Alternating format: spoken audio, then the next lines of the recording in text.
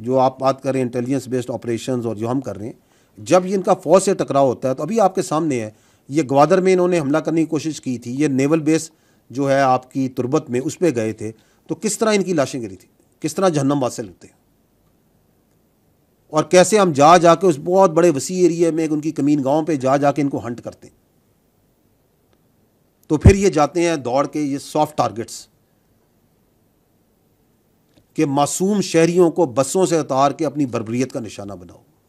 یہ کون سا اسلام ہے, یہ کون سی انسانیت ہے, یہ کون سی بلوچ اقدار ہیں, یہ کون سی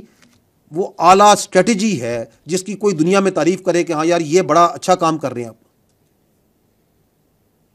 یہ ان کی مایوسی ہے,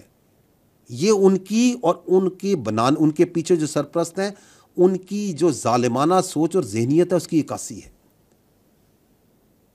ہم کہتے ہیں اگر اتنی ہمت ہے تو آؤ ہم سے مقابلہ کرو, کیوں ان معصوم اور نہتے شہریوں پہ جاتے ہو, come and fight with us. ہم تو ان کو ہنٹ کر رہے ہیں,